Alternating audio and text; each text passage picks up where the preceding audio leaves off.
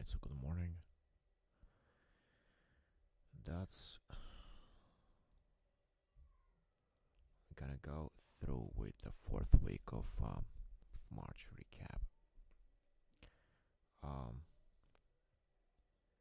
this week made some mistakes. Overall, lost money, even though percentage-wise, I'm on the positive. It's about 4.79%. The reason why percentage-wise, I'm on positive, but overall I'm negative. It's because I had two big trades on Friday this past week. Got in way too big and lost about 5% on one trade, and the next one was about 3.7%. Had some good trades, but again didn't wait for the winners to go higher, or in my case, because I'm a short seller trader, to go lower. So let's start with the beginning. It's BIAF.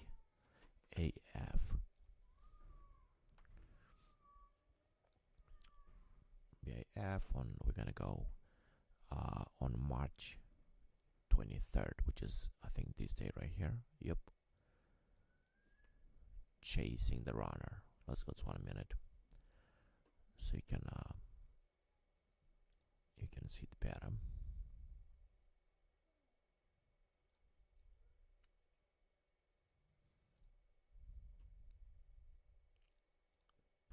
I'm gonna go to the 5 minutes chart. So on this one, you have this morning spike right here.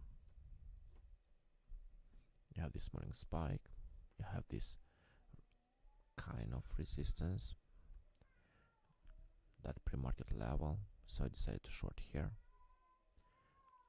Actually, on this one right here, I actually made money because I did short the top right here, and I covered basically around here, around 294.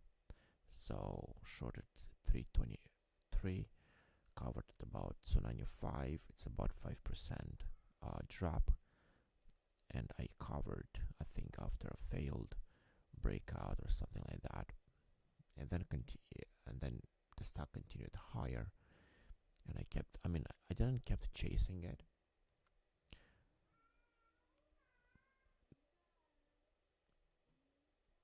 At least not on the intraday breakout. I did get in back. I get back in at around 3.6 for the previous day pre-market breakout, and maybe there is even more. No, it's not more. This is the highest level for the past days. So I did get in here. Let me see it. 1 minute if it had any. Okay, so it had this sideways play. It didn't drop, so I sold. That was for like 1.5% loss. So no big deal on this one right here. It did continue higher. It had this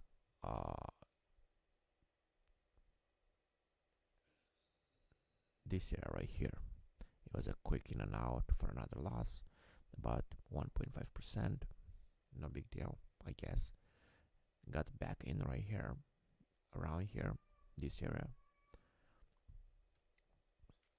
Another loss. This one was a bit bigger, I think. Yeah, for about 3% in this area.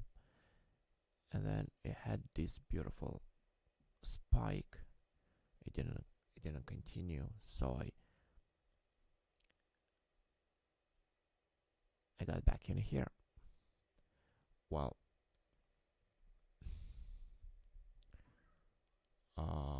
sold way too early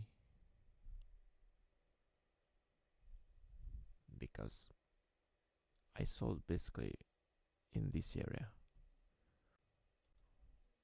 Let me show you. I sold basically, this is where it happened, where I bought and sold. Only made about 1%. Didn't let it run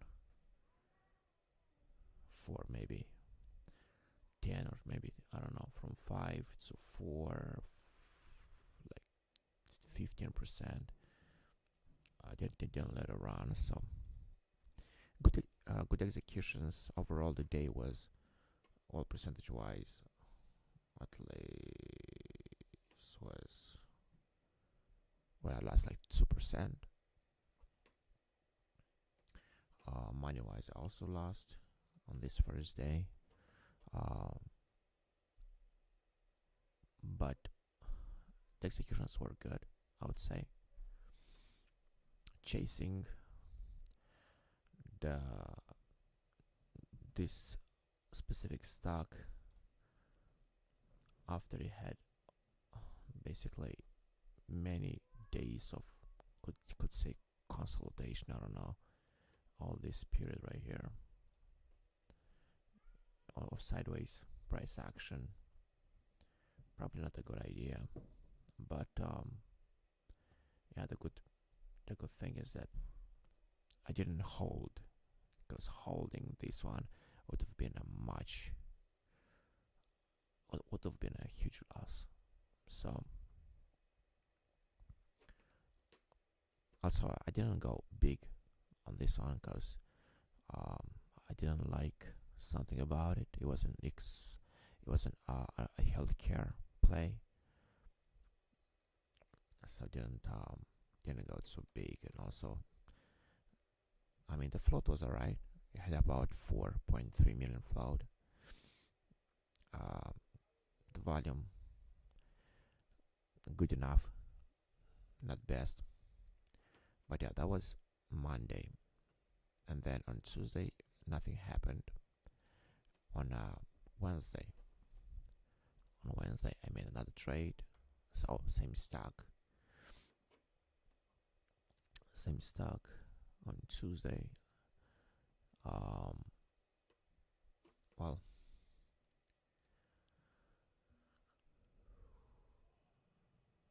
another quick in and out. It had this drop, pre-market drop, and then market open had this beautiful spike, so I decided to short. And again, sold way too early, and sold right about here on the sideway price action. You have it. If you look, this year right here, it was going up and down, so I decided to sell because on the fear of basically losing whatever I made. Again, need to work more on this, because right after I sold,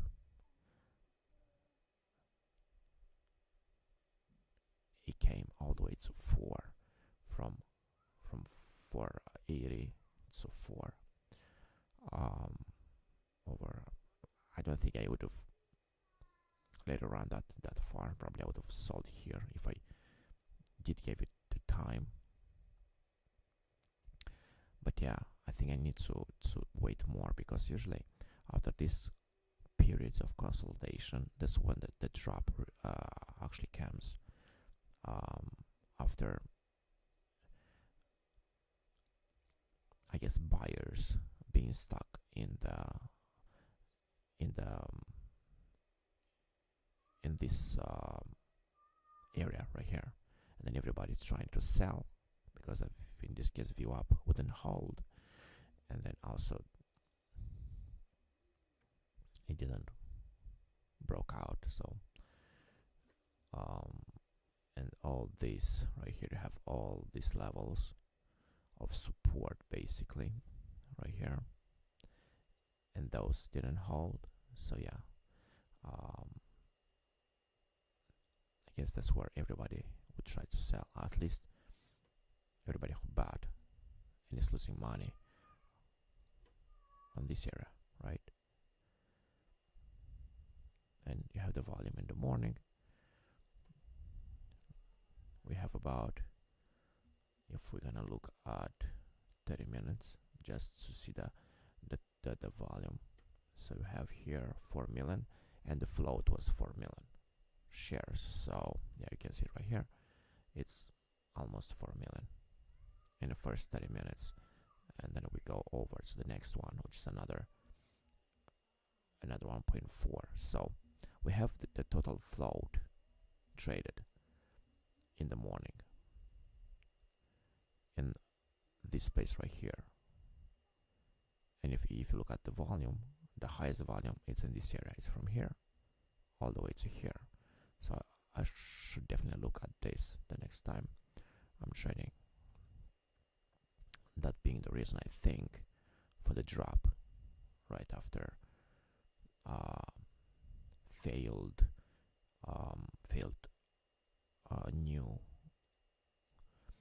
spikes. Basically, it tried here, didn't happen. Then it came down and tried again here. Then I have this line right here, which was broken, and I sold right before the real drop. So it's a good lesson, something to learn. Well, I keep saying that I'm gonna learn it week after week, but I never do. I should be a little more patient with the winners. Yeah, on this one I made only 3%. Like I said, I got a little position here, and then I got another one here on the failed breakout. I doubled, which is not a good idea, and you're gonna see why soon. Doubling on losers, or maybe this is why I decided to double, because I did double on Friday. You're gonna see later, but here I made money. Friday I lost money on a double position. I should have not be in to begin with. Well, you're gonna see the whole story. A really bad trade made by me on Friday, but that's gonna be in a bit. Let's finish with this one right now. So yeah, like I said, it didn't break. Decided it's so odd. Looks like it was a good idea, but even though I added, it wasn't a big position overall. So yeah.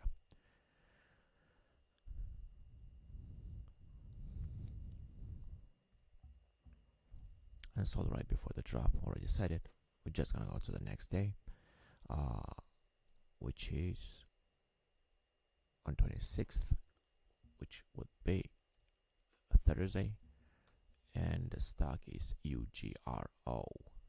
This one did go a lot. If you look all the way from, I'm gonna go to the 5 minutes, from 2 to 56. This is crazy.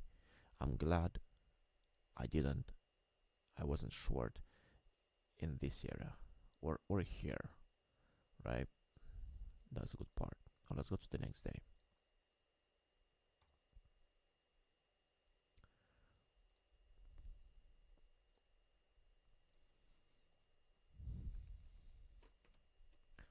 Let's go to the next day. This one, again, not letting the runners run. You can see the whole story on this one. It has this huge consolidation. You can see it right here, big one, and it breaks the consolidation. It doesn't have the power to keep going.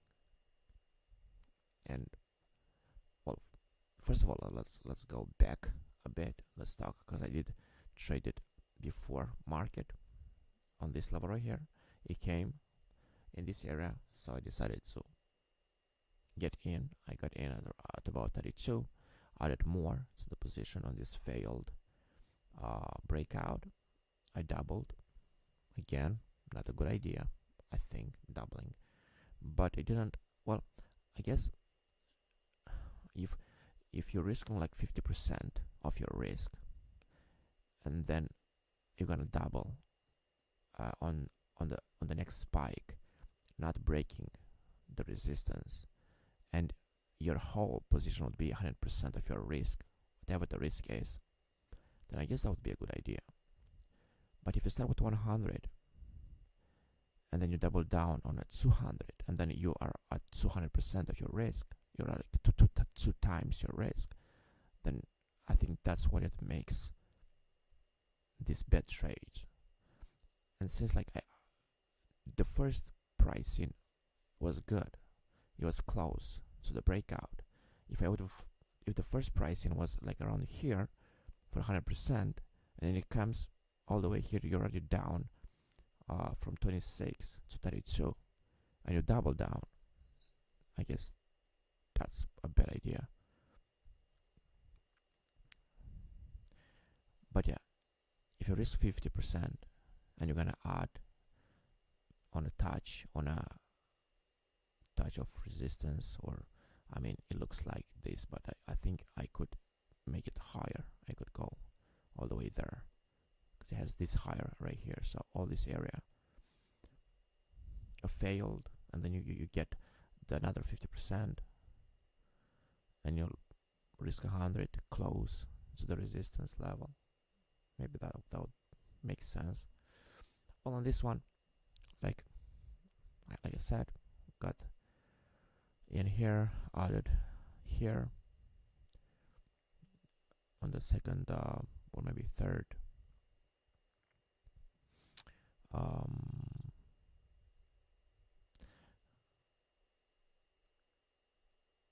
I got out before market open on this low around here, while I had the morning panic. Could have make more. You don't never know what's gonna happen. Sometimes it could spike and it could go all the way to 40, so, or maybe even 50, because it has all this support level right here. So if it passes this, it could all the way go to 50. So yeah, got out, let it run. Then later in the day, it was going slowly but back to that area, and it failed. You see this spike right here, this candle, it did pass these levels, this intraday level 34.50, and it didn't continue. It failed, and it came under this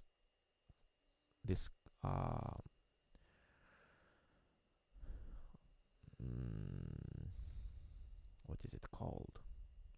Yeah, I forgot what it's called, but you see it on the chart. This raising higher lows consolidation basically into the level, and it broke it right here. So I got in and out basically in the same candle.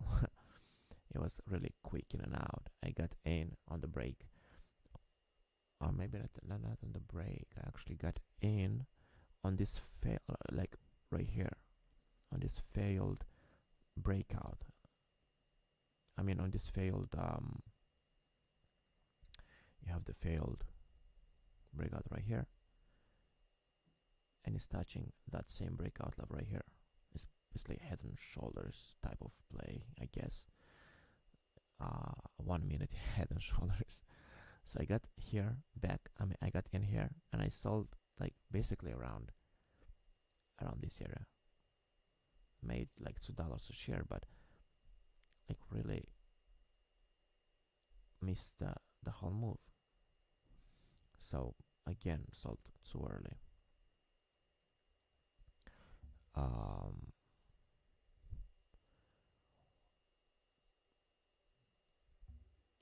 Yeah, so for the next day, and yeah, on this one,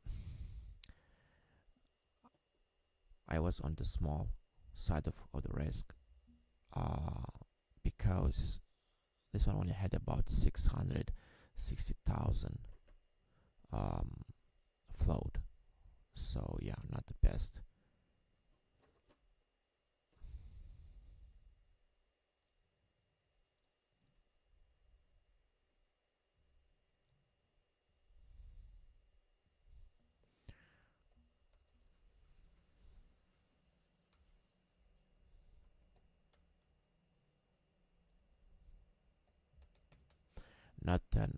Not a big float.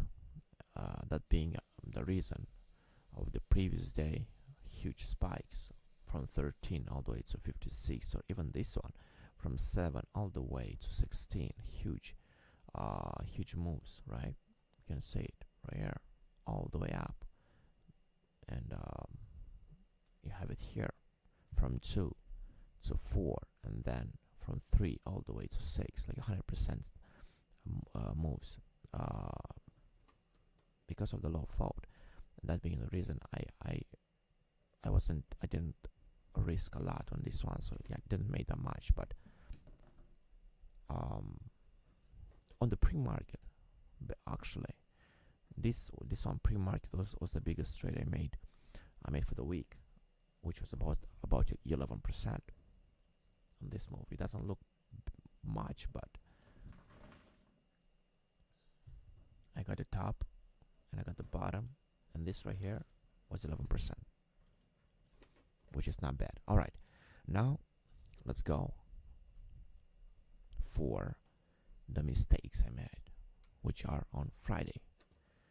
Look at this one. Why was I even trading it in the first place, right? No volume, which is not the best idea to trade. I'm gonna try to show the whole chart. Well, you have it from 1 to 5. It's a good move, but it's not what it had a time, right? Because if you go, it's like over like 2 weeks the move, which is good. Well, at market open, it had give me 1 second.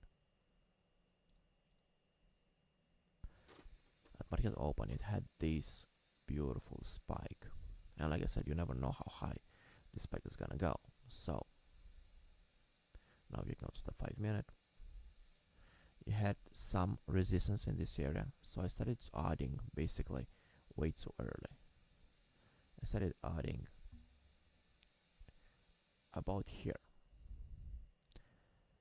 and on the breakout, if it continues higher and it has other levels, higher levels, right, it could reach. You had this level right here, 5 was basically the turning point, but 4.6, this is where I first started, so I added here, risking of I think 520, but I think I was risking 5, which wasn't the best risk level, I think, but okay. So I did get in at about 4.6, and it continued higher. It did go to 4.8, so I decided to add more, and it did continue going higher. So at 4.9, about here, I added again more,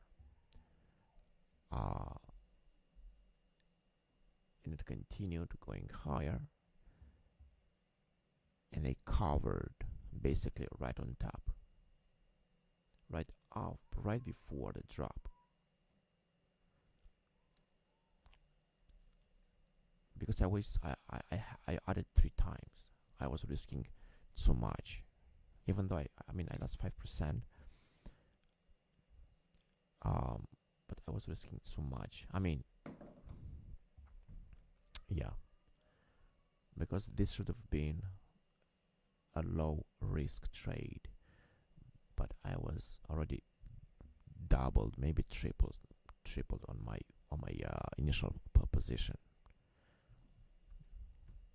and worst time to sell, which I think for the next trades selling, I think it should be, maybe it should be the high, or if it passes some good levels. But this one also, it had all this consolidation right under it, and why would they add so that, yeah. And also it was a healthcare sector, which it's not that, it doesn't really work for me, I think. But yeah, added what I shouldn't and lost money. Big lessons on this one. Look at this morning spike. It did go only one direction, and that was up. And as you can see, it had this rejection, 1 minute rejection, right, on going higher, and that's what I added more, thinking that it's not gonna pass 5, and it passed 5. I saw it right on top, and then it just came down.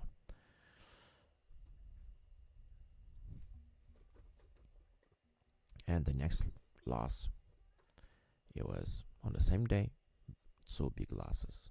This one was 5.5, about 5.5%. The next one was about 3.5, which was a stupid play,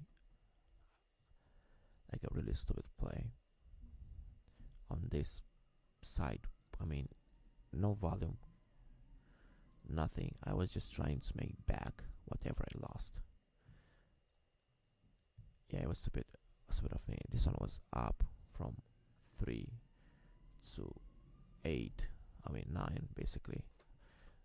But if you don't count this move right here, which has no volume, then really it's up from 4 to 9, which is about 100%. And I had this area, which again, you can make it bigger, but, and I did see it trying to I mean, staying around, not spiking up. It had this spike, and then I'm just gonna go intraday so you can see. It was a stupid play,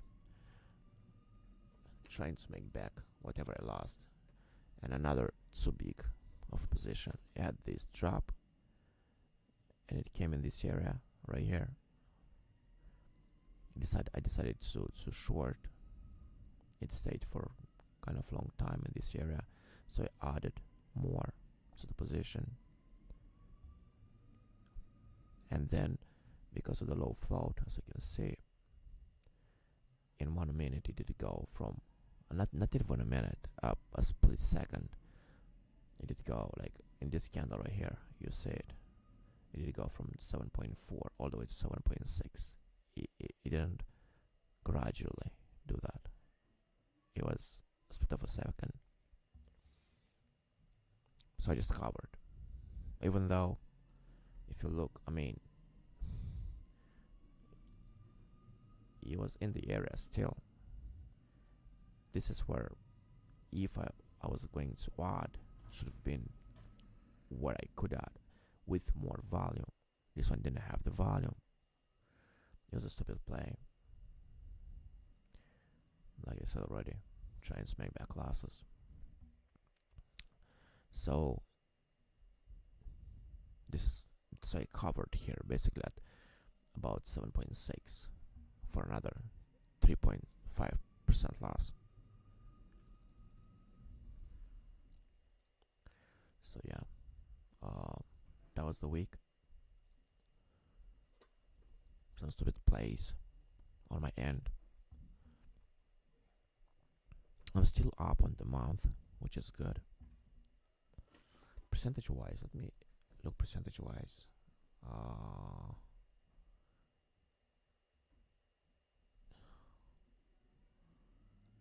Percentage wise, am I up?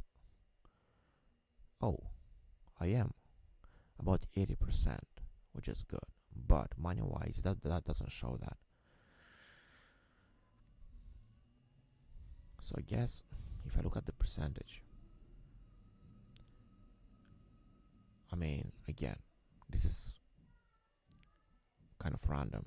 Sometimes on bigger positions you lose more money, but the good part, I guess, 5% loss is not that big of a loss. I just was too big in the trade. So, and being 80% up, even there's two more. I mean, it's another week. It's 2 more days of trading in March, but Monday and Tuesday. But the logic, or at least how I say it, is that if I'm gonna keep the same position for the next month, I should, I mean, looking at this month and assuming that I'm gonna make the same decisions and the stocks will go my way, then I could be up 80% on my total monthly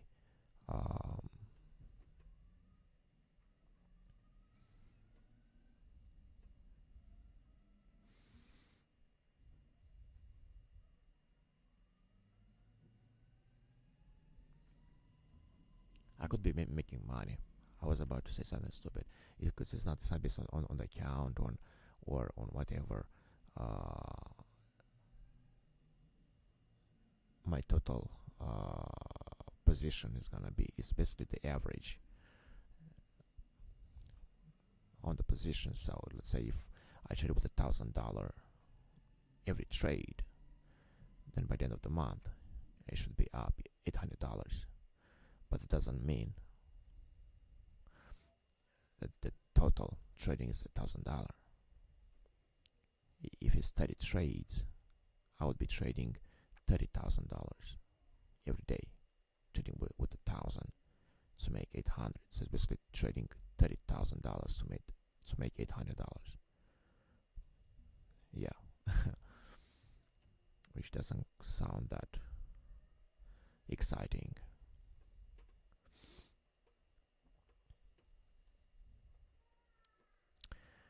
So yeah, that's the month. I mean, that's the week. My bad. We'll see what's gonna happen on the last 2 days of the month, Monday and Tuesday, and then we're gonna get into the next month, which is April. Hopefully,